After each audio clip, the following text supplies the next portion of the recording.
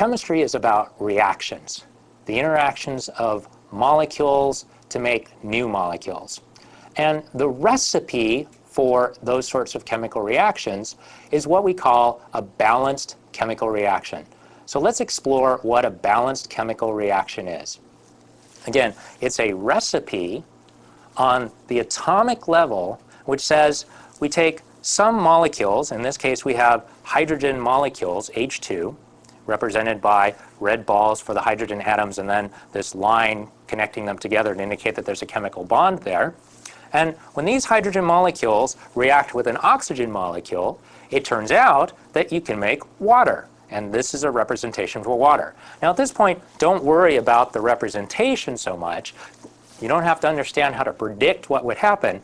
All we're really concerned about right now is the fact that there are 4 red balls on this side of the arrow and 4 red balls on this side of the arrow, 2 green balls on this side of the arrow, and 2 green balls on this side of the arrow. Again, red represents hydrogen and green represent oxygen. So what is a balanced chemical reaction?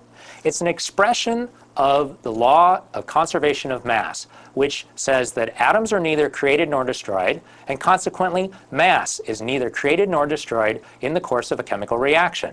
That's what you can see in this picture right here. Now we represent what's going on the atomic level with a symbolic equation, which is what we call the balanced chemical reaction. So let me run you through this.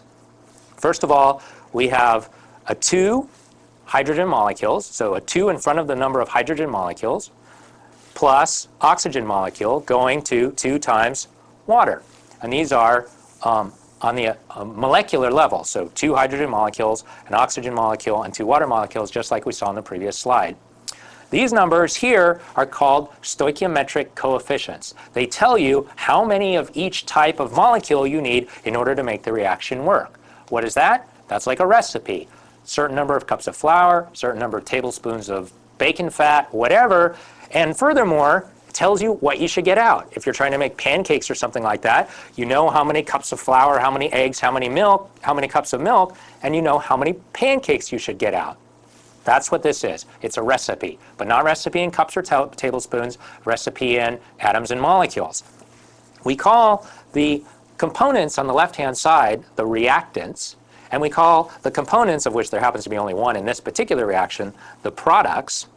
And furthermore, we typically have in parentheses next to the various reactants and products the phase, meaning that is this a gas or a solid or a liquid? In this case, G stands for gas, L stands for liquid. 2 other phases that you're going to see later on are S for solid and AQ for aqueous solution.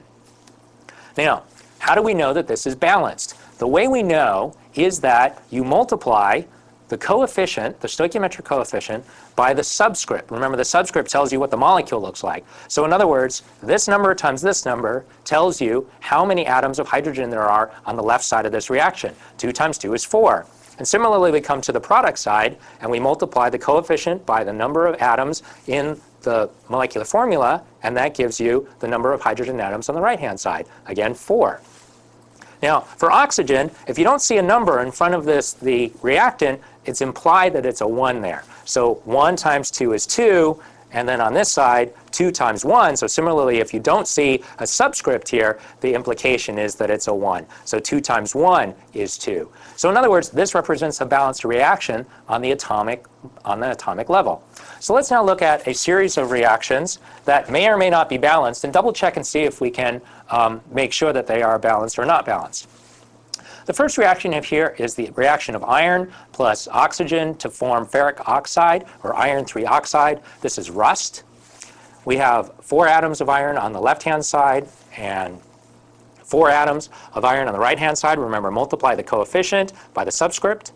We have 6 atoms of oxygen on the left-hand side and 6 atoms of oxygen on the right-hand side. So this represents a balanced chemical reaction.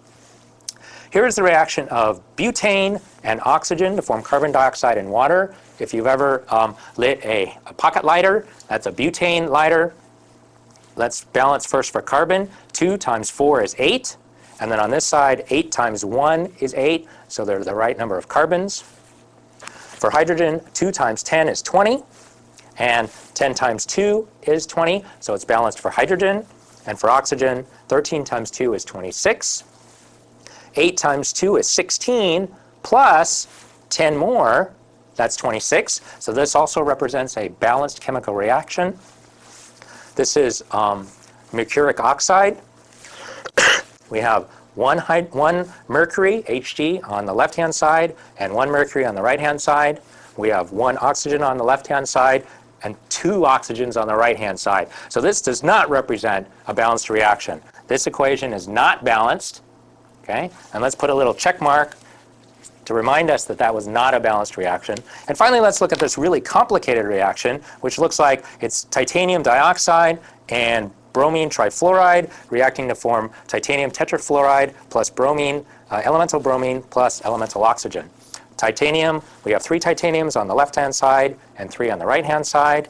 Let's look at oxygen. 3 times 2 is 6, and 3 times 2 is 6, so it's balanced for oxygen. For bromine, we have 4 bromines, and 2 times 2 is 4, so we have 4 bromines on either side. And finally, 4 times 3 is 12, 12 atoms of fluorine on the left-hand side. 3 times 4 is 12, 12 atoms of 12 atoms of fluorine on the right-hand side. So what have we learned? We've learned that in order for a chemical reaction to be a valid recipe, we need to have it balanced. That means there has to be the same number of atoms on either side of the arrow. What we're going to see in the next tutorial is how you do that starting from a reaction that isn't balanced.